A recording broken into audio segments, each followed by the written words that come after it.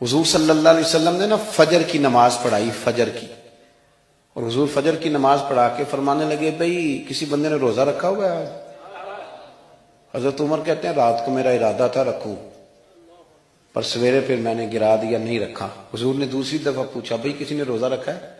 تو حضرت صدیق کے اوپر نے ہاتھ کھڑا کیا، عرض کی یا رسول اللہ میں نے رکھا ہوا ہے۔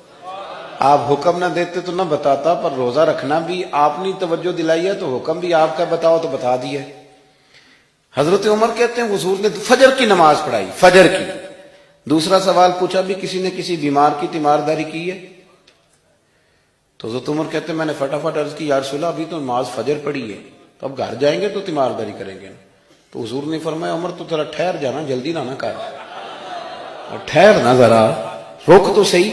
تو حضرت عمر فاروق رضی اللہ تعالیٰ عنہ فرماتے ہیں میں چپ کر گیا، حضور نے فرمایا بتاؤ بھی کسی نے تیمارداری کی ہے؟ تو صدیق اکبر نے ہاتھ کھڑا کیا، عرض کی یا رسول اللہ عبد الرحمن بن عوف رضی اللہ تعالیٰ عنہ 2-3 دن سے نماز پڑھنے نہیں آ رہے تھے، رات میں نے پتہ کرایا تو پتہ چلا بیمار ہیں، اور حضور مجھے یہ بھی پتہ ہے وہ میرا یار ہے، مجھے پتہ ہے رات کو جلدی سوتا ہے پر تہجد میں ضرور اٹھتا ہے، تو حضور میں بھی ذرا فجر کا وقت جلدی اٹھا ہوں تو فجر میں آنے سے پہلے عبد الرحمن ابن عوف کی تیمارداری کر کے آیا ہوں۔ حضرت عمر کہتے ہیں میں نہ ہلکا ہلکا ڈھیلا پڑ گیا۔ حضور نے تیسرا سوال پوچھا، فرمایا کسی نے کسی مسکین کو کھانا کھلایا؟ کھانا کھلایا کسی مسکین کو؟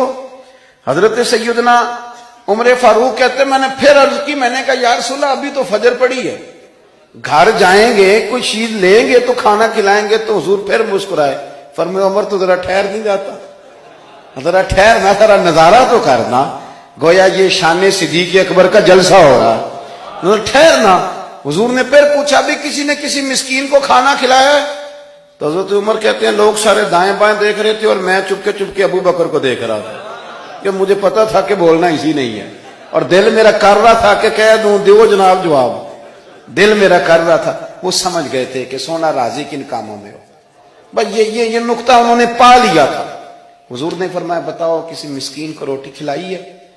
تو جناب سیدنا صدیق اکبر نے ہاتھ کھڑا کیا، عرض کی یا رسول اللہ سویرے اٹھا ہوں تو چھوٹا بیٹا بھی اٹھ گیا تھا، اور میرے وضو کرتے سنت پڑھتے ماں سے کہنے لگا بھوک لگ رہی ہے، تو ماں نے 2 روٹیاں بھی پکا دی، تو حضور ایک اس نے کھائی دوسری اس کے ہاتھ میں تھی۔ جب ہم نکلے ہیں نا گھر سے تو دروازے پہ ایک فقیر کھڑا تھا، مسکین کھڑا تھا، کہہ رہا تھا رات سے بھوکا ہوں، کوئی دروازہ کھلنے کا انتظار کر رہا تھا، ابو بکر سب سے پہلے تیرا ہی کھلا ہے۔ تو حضور میں نا اس مسکین کو ایک روٹی کھلا کے آیا ہوں۔ حضرت عمر فاروق کہتے ہیں میں نے گردن جھکا لی، اور میرے رسول کریم نے فرمایا اے اللہ میرے ابو بکر پہ رحم فرما، اللہ میرے ابو بکر۔ وہ سمجھ گئے تھے، مزاج شناست سمجھ آ گئی تھی کہ حضور کن باتوں میں، اور نا اپنے اوپر وہ سارا کچھ طاری کر لیا تھا انہوں نے، طاری، ان کی ادائیں بالکل ڈھل گئی تھی نبی پاک کی اداؤں۔ 3 دن وہ غار ثور میں رہے تو ہمارے صوفیاء فرماتے ہیں کہ ان پر تجلیاں بھی پڑی محبوب کی معرفت کی۔ جب مدینے آئے نا نبی کریم کو لے کے، تو کچھ لوگوں نے حضور کی زیارت کی تھی، کچھ نے نہیں کی تھی، تو کچھ آتے تو نبی پاک کی دستبوسی کر کے بیٹھ جاتے، حضرت ابو بکر سے ہاتھ نہ ملاتے، اور کچھ صرف حضرت ابو بکر سے ہاتھ ملاتے اور حضور سے ہاتھ ہی نہ ملاتے۔ میری بات پہ توجہ ہے آپ حضرات کی؟ تو کچھ لوگوں کو نا شبہ ہونے لگا، وہ معاذ اللہ سمجھنے لگے کہ شاید یہی اللہ کے رسول ہے۔ حضرت صدیق اکبر یہ کیوں شبہ ہوا؟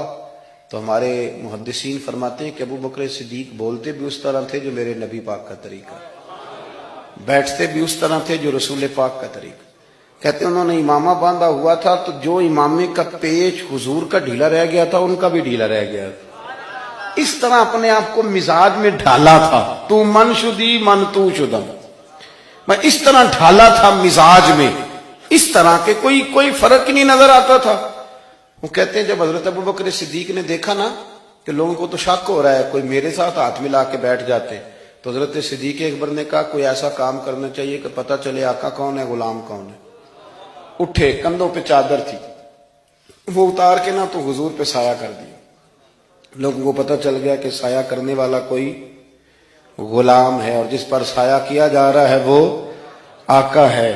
کیا خوبصورت نقطہ لکھا ہے مفسرین نے، شارحین فرماتے ہیں تھوڑی دیر کے لیے، تھوڑی دیر کے لیے، تھوڑی دیر کے لیے حضرت ابوبکر صدیق نے حضور کے سر انور پر اپنی چادر کا سایہ کیا تھا۔ اللہ کے رسول نے احسان کا بدلہ یہ دیا، نیکی کا بدلہ یہ دیا کہ قیامت تک ان کی قبر پر اپنے گنبد کا سایہ فرما دیا، قیامت تک گنبد کا سایہ کر دیا۔